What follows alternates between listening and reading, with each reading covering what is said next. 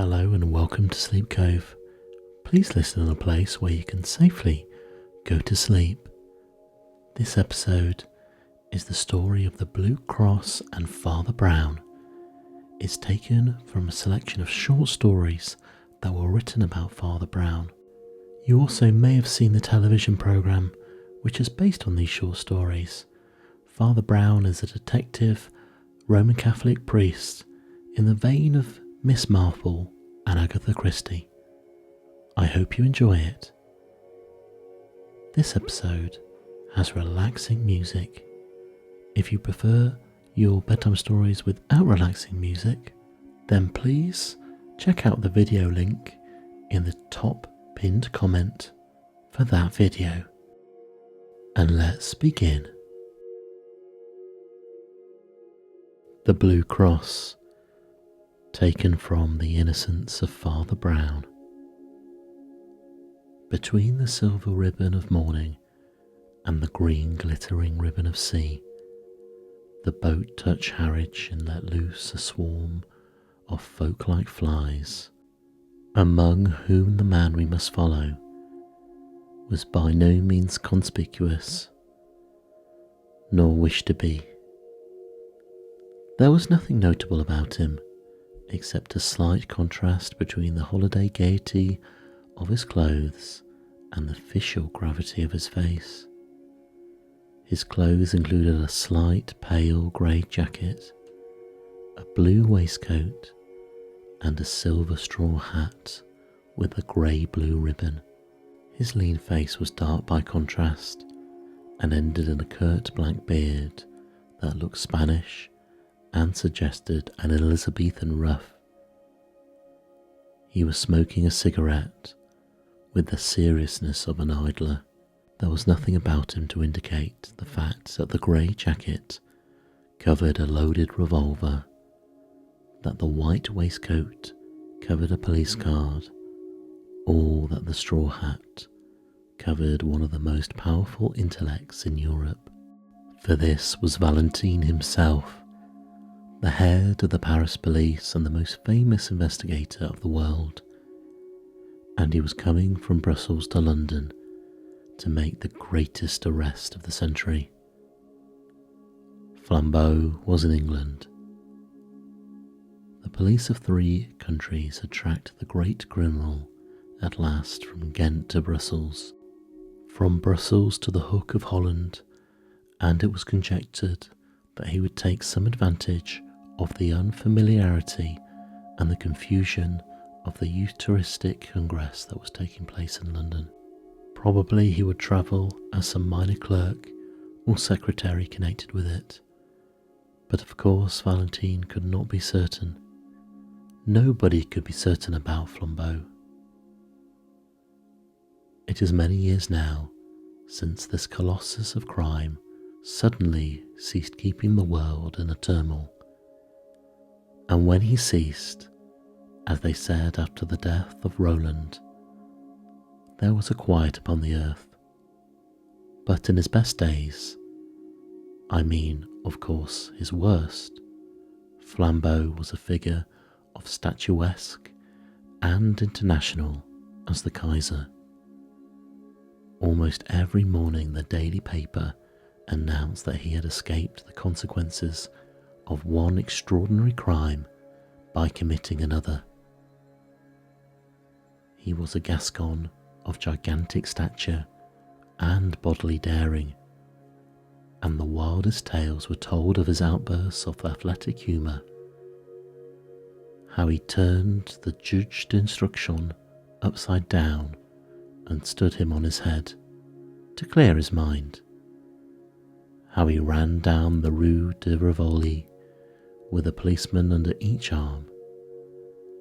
It is due to him to say that his fantastic physical strength was generally employed in such bloodless, though undignified scenes.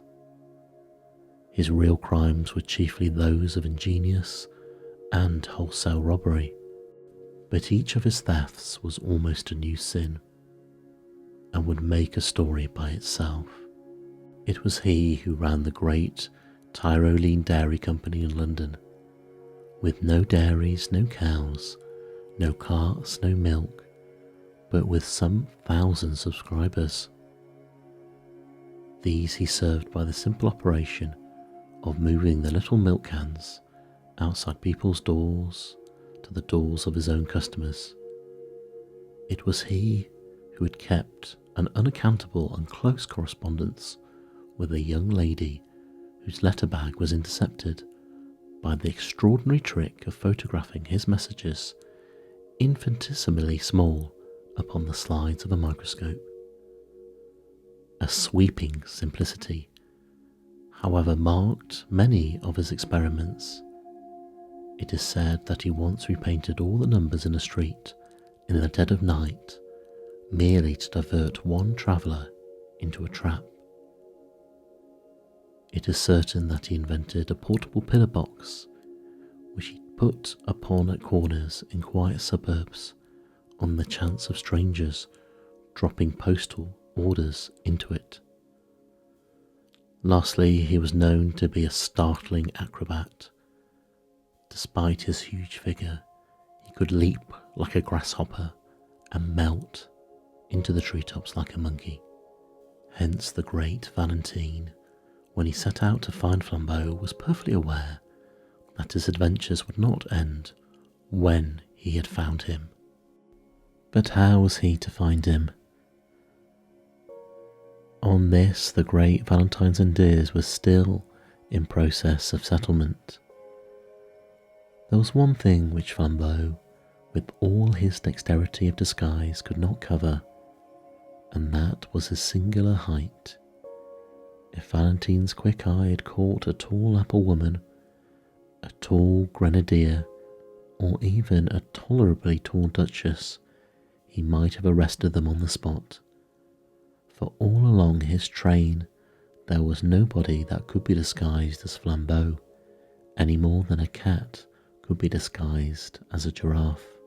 About the people on the boat he had already satisfied himself, and the people picked up at Harwich or on the journey limited themselves with certainty to 6. There was a short railway official travelling up to the terminus. 3 fairly short market gardeners picked up 2 stations afterwards. 1 very short widow lady coming up from a small Essex town, and a very short Roman Catholic priest going up from a small Essex village. When it came to the last case, Valentine gave it up and almost laughed. The little priest was so much the essence of these eastern flats. He had a face as round and dull as a Norfolk dumpling. He had eyes as empty as the North Sea. He had several brown paper parcels, which he was quite incapable of collecting. The Eucharistic Congress had doubtless sucked out their local stagnation with many such creatures, blind and helpless, like moles disinterred. Valentine was a skeptic in the severe style of France, and could have no love for priests, but he could have a pity for them, and this one might have provoked pity in anyone. He had a large shabby umbrella which constantly fell on the floor. He did not seem to know which was the right end of his return ticket. He explained with a moon-calf simplicity to everybody in the carriage that he had to be careful because he had something made of real silver with blue stones in one of his brown paper parcels. His quaint blending of Essex flatness with saintly simplicity continuously amused the Frenchman, till the priest arrived, somehow, at Tottenham with all his parcels and came back for his umbrella. When he did at last, Valentine even had the good nature to warn him not to take care of the silver by telling everyone about it. But to whomever he talked, Valentine kept his eyes open for someone else. He looked out steadily for anyone rich or poor, male or female, who was well up to 6 feet, for Flambeau was 4 inches above it. He arrived at Liverpool Street, however, quite conscientiously secure that he had not missed the criminal so far. He then went to Scotland Yard to regularize his position and arrange for help in case of need. He then lit another cigarette and went for a long stroll in the streets of London. As he was walking in the streets and squares beyond Victoria, he paused and suddenly stood. It was a quaint, quiet square, very typical of London, full of an accidental stillness. The tall, flat houses looked at once prosperous and uninhabited. The square of shrubbery in the centre looked as deserted as a green Pacific islet. One of the 4 sides was much higher than the rest, like a dais, and the line of the side was broken by one of London's admirable accidents, a restaurant that looked as if it had strayed from Soho. It was an unreasonably attractive object, with dwarf plants in pots and long, striped blinds of lemon, yellow and white. It stood specially high above the street, and in the usual patchwork way of London, a flight of steps from the street ran up to meet the door, almost as a fire escape might run up to a first-floor window. Valentine stood and smoked in front of the yellow-white blinds and considered them long. The most incredible thing about miracles is that they happen. A few clouds in heaven do come together into the staring shape of one human eye. A tree does stand up in the landscape of a doubtful journey in the exact and elaborate shape of a note of interrogation. I have seen both these things myself within the last few days. Nelson does die in the instant of victory, and a man named William does quite accidentally murder a man named Williamson. It does sound like some sort of infanticide. In short, there is life, an element of elfin coincidence, which people reckoning on the prosaic may perpetually miss. As it has been well expressed in the paradox of Poe, wisdom should reckon on the unforeseen. Aristide Valentine was unfathomably French, and the French intelligence is intelligence specially and solely. He was not a thinking machine, for that is a brainless phrase of modern fatalism and materialism. A machine is only a machine because it can't think. But he was a thinking man, and a plain man at the same time. All his wonderful successes that look like conjuring had been gained by plodding logic, by clear and commonplace French thought. The French electrify the world not by starting any paradox. They electrify it by carrying out a truism. They carry a truism so far as in the French Revolution. But exactly because Valentine understood reason, he understood the limits of reason. Only a man who knows nothing of reason talks of reasoning without strong, undisputed first principles. Here he had no strong first principles. Flambeau had been missed at Harwich, and if he was in London at all, he might be anything from a tall tramp on Wimbledon Common to a tall toastmaster at the Hotel Metropole. In such a naked state of necessance, Valentine had a view and a method of his own. In such cases, he reckoned on the unforeseen. In such cases which he could not follow the train of the reasonable, he coldly and carefully followed the train of the unreasonable. Instead of going to the right places, banks, police stations, rendezvous, he systematically went to the wrong places, knocked at every empty house, turned down every cul-de-sac, went up every lane blocked with rubbish, and went round every crescent that led them uselessly out of the way. He defended this crazy course quite logically. He said that if one had a clue, this was the worst way, but if one had no clue at all, it was the best, because there was just the chance that an oddity that caught the eye of the pursuer might be the same that had caught the eye of the pursued. Somewhere a man must begin, and it had better be just where another man might stop. Something about that flight of steps up to the shop, something about the quietude and the quaintness of the restaurant roused all the detective's rare romantic fancy and made him resolve to strike up at random. He went up the steps and, sitting down at a table by the window, asked for a cup of black coffee. It was halfway through the morning and he had not breakfasted.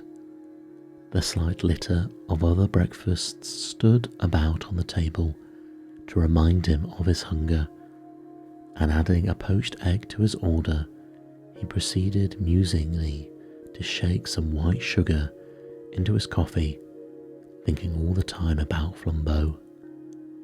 He remembered how Flambeau had escaped, once by a pair of nail scissors, and once by a house on fire, once by having to pay for an unstamped letter, and once by getting people to look through a telescope at a comet that might destroy the world.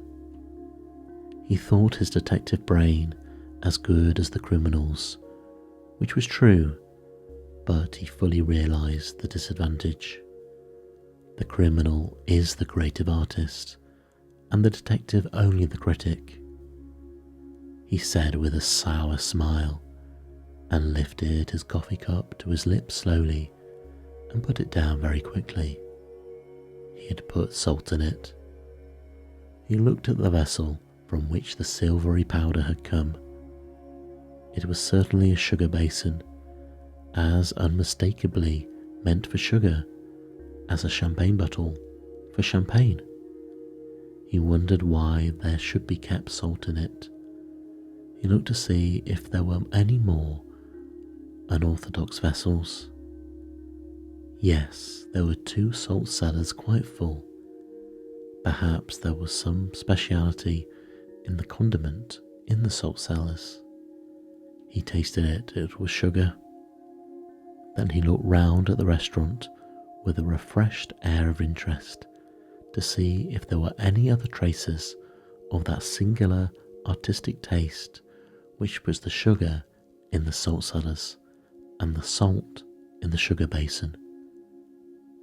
Except for an odd splash of some dark fluid on one of the white papered walls, the whole place appeared neat, cheerful, and ordinary.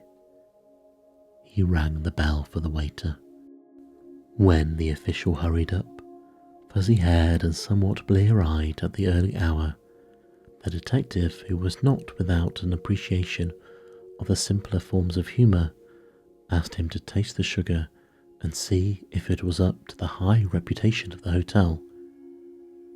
The result was the waiter yawned suddenly and woke up. "Do you play this delicate joke on your customers every morning?" inquired Valentine. "Does changing the salt and the sugar never pall on you as a jest?" The waiter, when this irony grew clearer, stammeringly assured him that the establishment had certainly no such intention. It must be a most curious mistake. He picked up the sugar basin and looked at it. He picked up the salt cellar and looked at it, his face growing more and more bewildered. At last he abruptly excused himself and, hurryingly away, returned in a few seconds with the proprietor. The proprietor also examined the sugar basin and then the salt cellar. The proprietor looked also bewildered. Suddenly the waiter seemed to grow inarticulate with a rush of words. "I think," he stuttered, "I think it is those 2 clergymen." "What 2 clergymen?" "The two clergymen," said the waiter, "that threw the soup at the wall." "Threw the soup at the wall," repeated Valentine, feeling sure this must be some singular Italian metaphor. "Yes, yes," said the attendant excitedly, and pointed at the dark splash on the white paper. "Threw it all over the wall." Valentine looked his query at the proprietor, who came to his rescue with fuller reports. "Yes, sir," he said, "it's quite true, though I don't suppose it has anything to do with the sugar and salt. Two clergymen came in and drank soup here very early. As soon as the shutters were taken down, they both were very quiet, respectable people. One of them paid the bill and went out. The other, who seemed a slower coach altogether, was some minutes longer getting his things together, but he went out at last. Only the instant before he stepped into the street, he deliberately picked up his soup, which he had only half emptied, and threw the soup slap on the wall.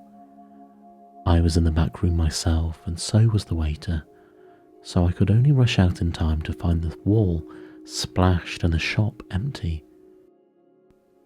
It didn't do any particular damage, but it was confounded cheek, and I tried to catch the man in the street. They were too far off, though. I only noticed they went round the next corner into Carstairs Street." The detective was on his feet, hat settled and stick in hand. He had already decided that in the universal darkness of his mind, he could follow the first odd finger that pointed, and this finger was odd enough.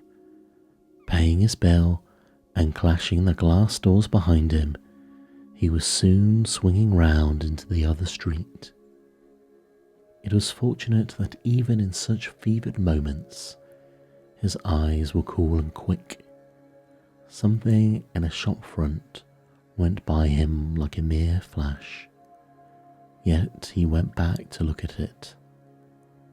The shop was a popular greengrocer and fruitiers, an array of goods set out in the open air and plainly ticketed with their names and prices. In the two most prominent compartments were two heaps of oranges and nuts respectively. On the heap of nuts lay a scrap of cardboard on which was written in bold blue chalk, "Best tangerines, oranges, 2 a penny."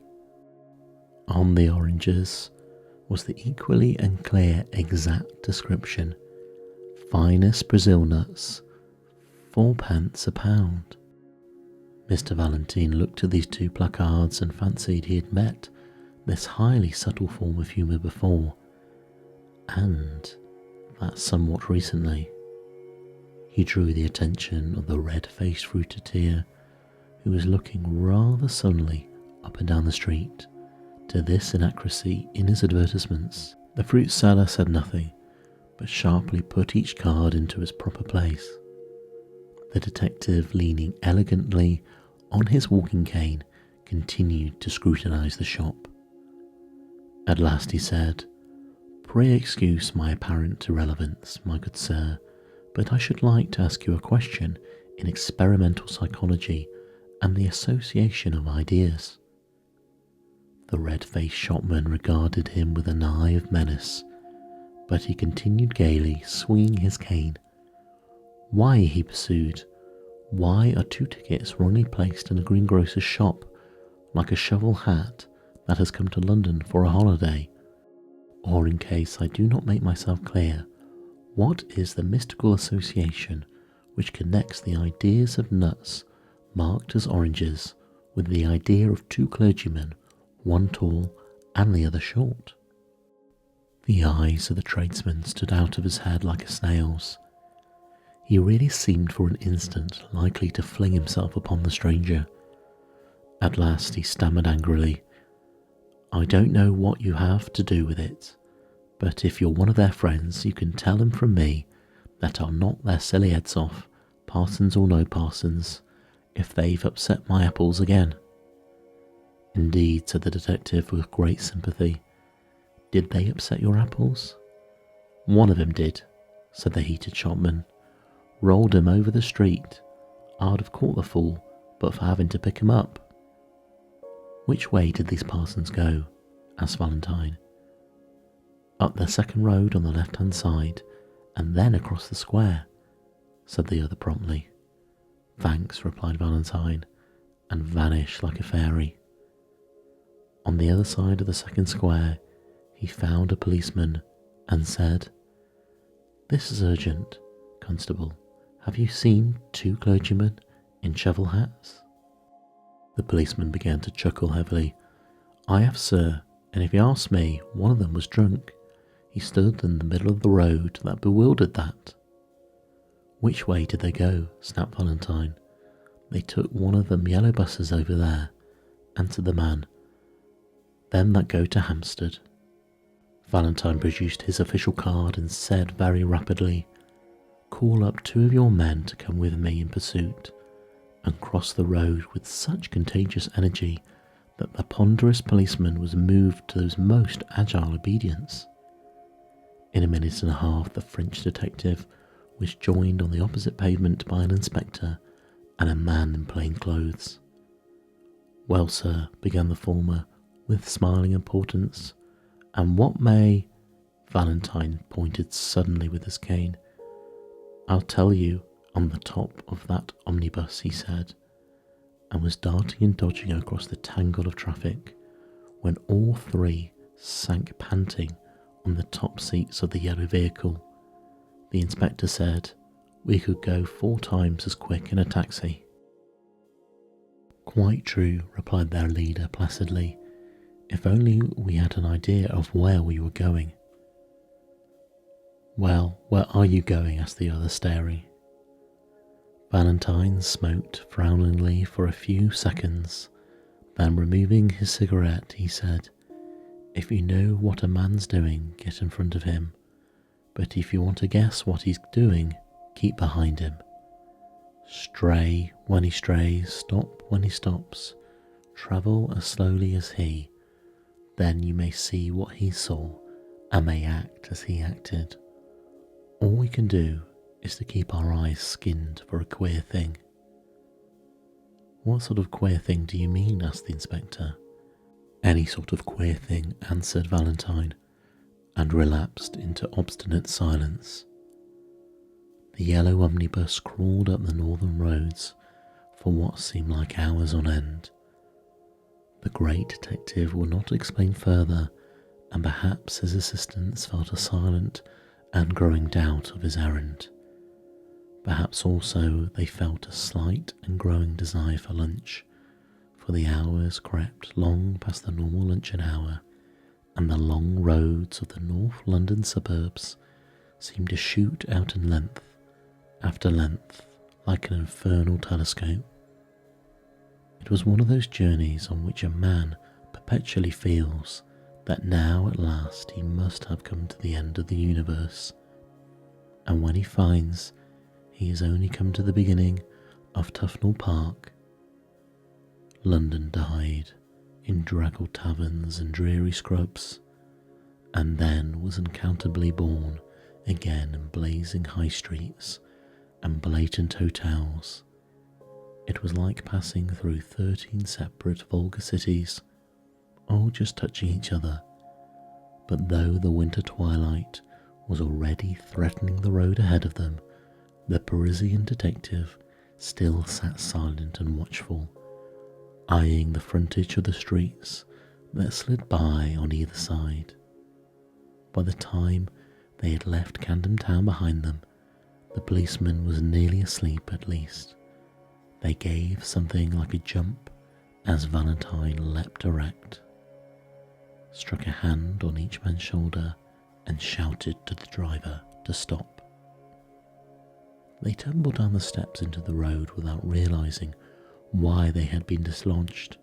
When they looked round for enlightenment, they found Valentine triumphantly pointing his finger towards a window on the left side of the road.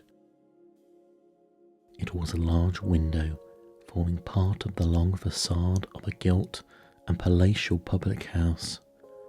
It was the part reserved for respectable dining and labelled restaurant. This window, like all the rest, along the frontage of the hotel, was as frosted and figured glass, but in the middle of it was a big black smash, like a star in the ice. "Our cue at last," cried Valentine, waving his stick. "The place with the broken window." "What window? What clue?" asked his principal assistant. "Why, what proof is there that this has anything to do with them?" Valentine almost broke his bamboo stick with rage. "Proof?" he cried. "Good God, the man is looking for proof. Well, of course, the chances are 20 to 1 that has nothing to do with them. But what else can we do? Do you see we must follow one wild possibility, or else go home to bed?" He banged his way into the restaurant, followed by his companions, and they were seated at a late luncheon at a little table, and looked at the star of smashed glass from the inside. Not that it was very informative to them even then. "Got your window broken, I see," said Valentine to the waiter as he paid the bill. "Yes, sir," answered the attendant, bending busily over the change to watch Valentine silently added on an enormous tip. The waiter straightened himself with mild but unmistakable animation. "Ah, yes, sir," he said. "Very odd thing that, sir." "Indeed, tell us about it," said the detective with careless curiosity. "Well, 2 gents in black came in," said the waiter. "2 of these foreign parsons that are running about.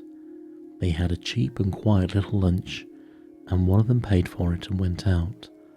The other was just going out to join him when I looked at my change again and found he had paid me more than 3 times too much. 'Here,' I says to the chap, who was nearly out of the door, 'you've paid me too much.' 'Oh,' he says, very cool, 'have we?' 'Yes,' I says, and picks up the bill to show them. Well, that was a knockout." "What do you mean?" said Valentine. "Well, I would have sworn on 7 Bibles that I put 4 shillings on that bill, but now I saw I'd put 14 shillings, as plain as paint." "Well," cried Valentine, moving slowly but with burning eyes. "And then?" "The parson at the door, he says all serene, 'Sorry to confuse your accounts, but it will pay for the window.' 'What window?' I says. 'The one I'm going to break,' he says, and he smashed that blessed pane with his umbrella." All these inquiries made an exclamation, and the inspector said under his breath, "Are we after escaped lunatics?" The waiter went on with some relish for this ridiculous story. "I was so knocked silly for a second, I couldn't do anything. The man marched out of the place and joined his friend just round the corner. Then they went so quick up Bullock Street that I couldn't catch them, though I ran round the bars to do it." "Bullock Street," said the detective, and shot up that thoroughfare as quickly as the strange couple he pursued. Their journeys now took them through bare brick ways like tunnels, streets with few lights, even with few windows, streets that seemed built on the blank backs of everything and everywhere. Dusk was deepening, and it was not easy for the London policeman to guess in what direction they were treading. The inspector, however, was pretty certain that they would eventually strike some part of Hampstead Heath. Abruptly, one bulging gaslit window broke the blue twilight like a bull's-eye lantern, and Valentine stopped an instant before a little garish sweet-stuff shop. After an instant's hesitation, he went in. He stood amid the gaudy colours of the confectionery with entire gravity, and bought 13 chocolate cigars with a certain care. He was clearly preparing an opening, but he did not need one. An angular young woman in the shop regarded his elegant appearance with a merely automatic inquiry, but when she saw the door behind him blocked with the blue uniform of the inspector, her eyes seemed to wake up. "Oh," she said, "if you've come about that parcel, I've sent it off already." "Parcel?" repeated Valentine, and it was his turn to look inquiring. "I mean the parcel the gentleman left. The clergyman, gentleman." "For goodness sake," said Valentine, leaning forward with his first confession of eagerness, "for heaven's sake, tell us what happened exactly." "Well," said the woman a little doubtfully, "the clergyman came in about half an hour ago and bought some peppermints and talked a bit, and then went off towards the heath. But a second after that, one of them runs back into the shop and says, 'Have I left a parcel?' Well, I looked everywhere and couldn't see one. So he says, 'Never mind, but if it should turn up, please post it to this address.' And he left me the address and a shilling for my trouble. And sure enough, though I thought I'd looked everywhere, I'd find he'd left a brown paper parcel. So I posted it to the place he said. I can't remember the address now. It was somewhere in Westminster. But as the thing seemed so important, I thought perhaps the police had come about it." "So they had," said Valentine shortly. "Is Hampstead Heath near here?" "Straight on for 15 minutes," said the woman, "and you'll come right out on the open." Valentine sprang out of the shop and began to run. The other detectives followed him at a reluctant trot. The street they threaded was so narrow and shut in by shadows that they came out unexpectedly into the void common and vast sky. They were startled to find the evening still so light and clear. A perfect dome of peacock green sank into gold amid the blackening trees and the dark violet distances. The glowing green tint was just deep enough to pick out in points of crystal 1 or 2 stars. All that was left of the daylight lay in a golden glitter across the edge of Hampstead and that popular hollow which is called the Vale of Heath. The holiday makers who roamed this region had not wholly dispersed.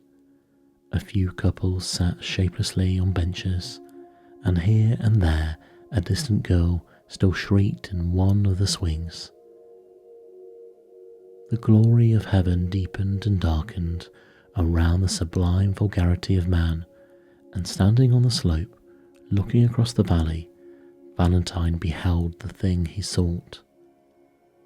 Among the black and breaking groups in that distance was one especially black which did not break, a group of 2 figures clerically clad. Though they seemed as small insects, Valentine could see that one of them was much smaller than the other. Though the other had a student's stoop and an inconspicuous manner, he could see that the man was well over 6 feet high. He shut his teeth and went forward, whirling his stick impatiently. By the time he had substantially diminished the distance and magnified the 2 black figures as in a vast microscope, he had perceived something else, something which startled him, and yet which he knew he had somehow expected. Whoever was the tall priest, there could be no doubt about the identity of the short one. It was his friend of the Harwich train, the stumpy little cure of Essex, whom he had warned about his brown paper parcels. Now, so far as this went, everything fitted in finely and rationally enough. Valentine had learned by his inquiries that morning that a Father Brown from Essex was bringing up a silver cross with sapphires, a relic of considerable value, to show some of the foreign priests at the Congress. This undoubtedly was the silver with blue stones, and Father Brown undoubtedly was the little greenhorn in the train. Now there was nothing wonderful about the fact that Valentine had found out. Flambeau had also found out. Flambeau found out everything. Also, there was nothing wonderful in the fact that when Flambeau heard of a sapphire cross, he should try and steal it. That was the most natural thing in all history. And most certainly, there was nothing wonderful about the fact that Flambeau should have it all his own way, with such a silly sheep as the man with the umbrella and the parcels. He was the sort of man whom anyone could lead on a string to the North Pole. It was not surprising that an actor like Flambeau, dressed as another priest, could lead him to Hampstead Heath. So far the crime seemed clear enough, and while the detective pitied the priest for his helplessness, he almost despised Flambeau for condescending to such a gullible victim. But when Valentine thought of all that had happened in between, of all that had led him to his triumph, he racked his brains for the smartest rhyme or reason in it. Why had the stealing of a blue and silver cross from a priest from Essex to do with chucking soup at a wallpaper? What had it to do with calling nuts oranges, or with paying for windows first and breaking them afterwards? He had come to the end of his chase, yet somehow he had missed the middle of it. When he failed, which was seldom, he had usually grasped the clue, but nevertheless missed the criminal. Here he had grasped the criminal, but still he could not grasp the clue.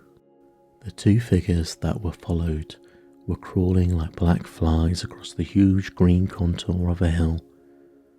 They were evidently sunk in conversation, and perhaps did not notice where they were going, but they were certainly going to the wilder and more silent heights of the heath. As their pursuers gained on them, the latter had to use the undignified attitudes of the deer-stalker to crouch behind clumps of trees and even to crawl prostrate in deep grass. By these ungainly ingenuities, the hunters even came close enough to the quarry to hear the murmur of the discussion, but no word could be distinguished except the word reason, recurring frequently in a high and almost childish voice. Once over an abrupt dip of land and a dense tangle of thickets, the detectives actually lost the two figures they were following. They did not find the trail again for an agonizing 10 minutes, and then it led round the brow of a great dome of hill overlooking an amphitheatre of rich and desolate sunset scenery. Under a tree in this commanding yet neglected spot was an old, ramshackle wooden seat. On this seat sat the two priests, still in serious speech together. The gorgeous green and gold still clung to the darkening horizon, but the dome above was turning slowly from peacock green to peacock blue, and the stars detached themselves more and more like solid jewels. Mutely motioning to the others, Valentine contrived to creep up behind the big branching tree, and standing there in deathly silence, heard the words of the strange priests for the first time. After he had listened for a minute and a half, he was gripped by a devilish doubt. Perhaps he had dragged the two English policemen to the wastes of a nocturnal heath on an errand no saner than seeking figs on its thistles. For the two priests were talking exactly like priests, piously, with learning and leisure, about the most aerial enigmas of theology. The little Essex priest spoke the more simply, with his round face turned to the strengthening stars. The other talked with his head bowed as if he was not even worthy to look at them.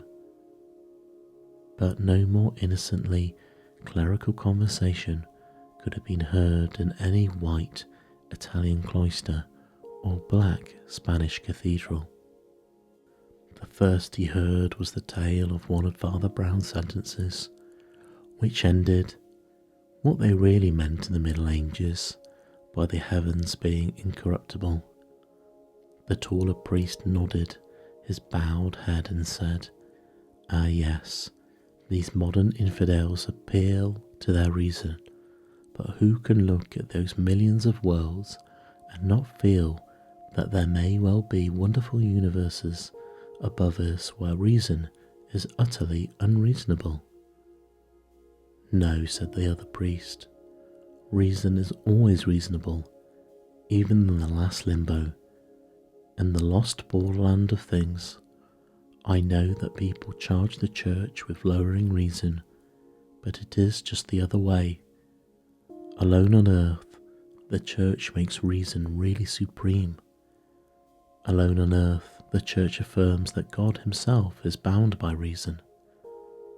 The other priest raised his austere face to the spangled sky and said, "Yet who knows if that infinite universe—" "Only infinite physically," said the little priest, turning sharply in his seat.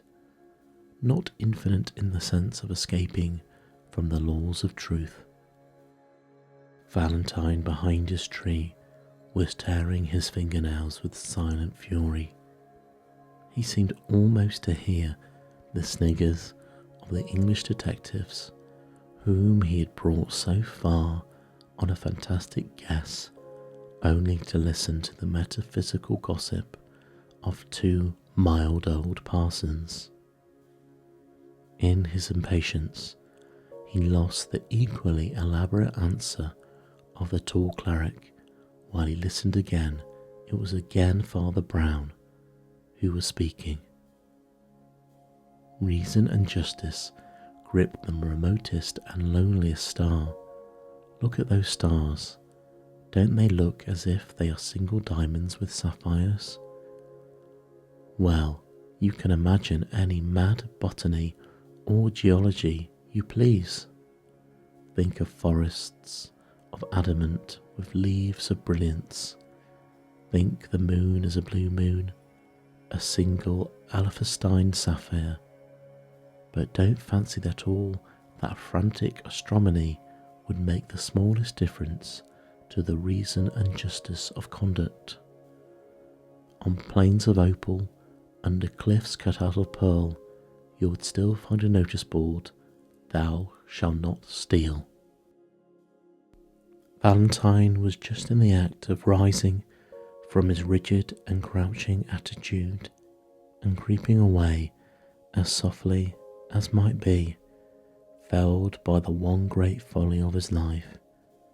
But someone in the very silence of the tall priest made him stop until the latter spoke. When at last he did speak, he said simply, his head bowed and his hands on his knees, "Well, I think that other worlds may perhaps rise higher than our reason. The mystery of heaven is unfathomable, and I for one can only bow my head." Then, with brow yet bent, and without changing by the faintest shade his attitude or voice, he added, "Just hand over that sapphire cross of yours, will you?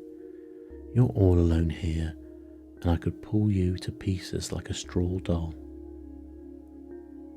The utterly unaltered voice and attitude added a strange violence to that shocking change of speech. But the guarder of the relic only seemed to turn his head by the smallest section of the compass. He seemed still to have a somewhat foolish face turned to the stars. Perhaps he had not understood, or perhaps he had understood, and sat rigid with terror. "Yes," said the tall priest, in the same low voice, and in the same still posture, "yes, I am Flambeau." Then after a pause he said, Come, will you give me that cross? No, said the other, and the monosyllable had an odd sound.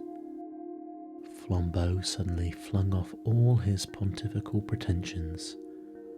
The great robber leaned back in his seat and laughed low but long. No, he cried, you won't give it to me, you proud prelate. You won't give it to me, you little celibate simpleton. Shall I tell you why you won't give it to me?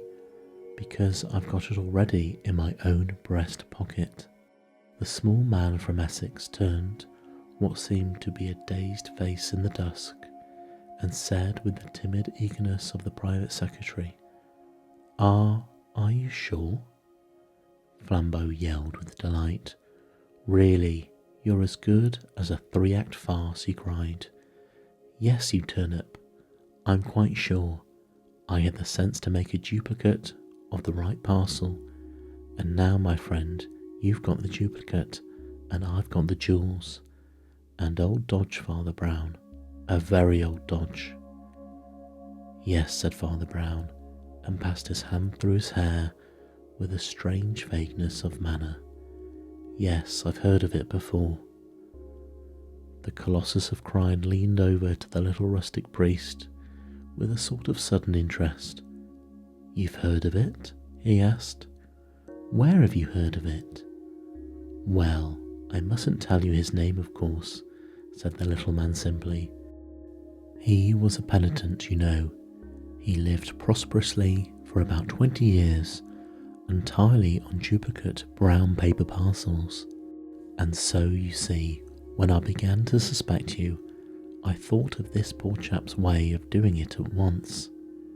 Began to suspect me? Repeated the outlaw with increased intensity. Did you really have the gumption to suspect me just because I brought you up to this bare part of the heath? No, said Brown with an air of an apology. You see, I suspected you when we first met. It's that little bulge up the sleeve where you people have the spiked bracelet.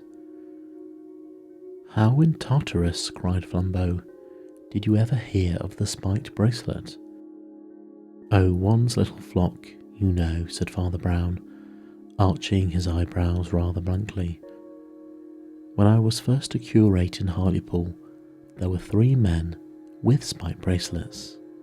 So, I suspected you from the first. Don't you see, I made sure that the cross should go safe anyhow. I'm afraid I watched you, you know. So at last, I saw you change the parcels. Then, don't you see, I changed them back again. And then, I left the right one behind. Left it behind, repeated Flambeau, and for the first time there was another note in his voice, besides his triumph. Well, it was like this, said the little priest, speaking in the same unaffected way. I went back to the sweet shop and asked if I'd left a parcel, and gave them a particular address if it turned up. Well, I knew I hadn't, but when I went away again, I did. So instead of running after me with the valuable parcel, they have sent it flying to a friend of mine in Westminster. Then he added rather sadly, I learnt that too from a poor fellow in Hartlepool. He used to do it with handbags he stole at railway stations, but he's in a monastery now. Oh, one gets to know, you know, he added, rubbing his head again with the same sort of desperate apology. We can't help being priests. People come and tell us all these things. Flambeau tore a brown paper parcel out of his inner pocket and tore it into pieces. There was nothing but paper and sticks of lead inside it. He sprang to his feet with a gigantic gesture and cried, I don't believe you. I don't believe a bumpkin like you could manage all that. I believe you've still got the stuff on you, and if you don't give it up, why, we're all alone. I'll take it by force. No, said Father Brown simply, and stood up also. You won't take it by force. First, because I really haven't got it, and second, because we are not alone. Flambeau stopped in his stride forward. Behind that tree said Father Brown, pointing, are two strong policemen and the greatest detective alive. How did they come here, do you ask? Why, I brought them, of course. How did I do it? Well, I'll tell you if you like. Lord bless you, we have to know 20 such things when we work among our criminal classes. While I wasn't sure you were a thief, and it would never do to make a scandal against one of our own clergy, so I tested you to see if anything would make you show yourself. A man generally makes a small scene if he finds salt in his coffee. If he doesn't, he has some reason for keeping quiet. I changed the salt and the sugar and kept you quiet. The world seemed waiting for Flambeau to leap like a tiger, but he held back as by a spell. He was stunned with utmost curiosity. Well, went on Father Brown with lumbering lucidity, as you wouldn't leave any tracks for the police, of course someone had to. At every place we went to, I took care to do something that would get us talked about for the rest of the day. It didn't do much harm. A splashed wall, split apples, a broken window, but I saved the cross, as the cross will always be saved. It is at Westminster by now. I rather wonder you didn't stop it with the donkey's whistle. With the what? Asked Flambeau. I'm glad you've never heard of it, said the priest, making a face. It's a foul thing. I'm sure you're too good of a man for a whistler. I couldn't have counted it, even with the spots myself. I am not strong enough in the legs. What on earth are you talking about? Said the other. Well, I did think you would know the spots, said Father Brown, agreeably surprised. Oh, you can't have gone so very wrong yet. How in blazes do you know all these horrors? Cried Flambeau. The shadow of a smile crossed the round, simple face of the clerical opponent. Oh, being a celibate simpleton, I suppose, he said. Has it never struck you that a man who does next to nothing but hear men's real sins is not likely to be wholly unaware of human evil? But as a matter of fact, another part of my trade too made me sure you weren't a priest. What? Asked the thief, almost gaping. You attacked reason, said Father Brown. It's bad theology. And even as he turned away to collect his property, the three policemen came out from under the twilight trees. Flambeau was an artist and a sportsman. He stepped back and swept Valentine a great blow. Do not bow to me, mon ami, said Valentine with silver clearness. Let us both bow to our master. And they both stood an instant uncovered while the little priest blinked about for his umbrella.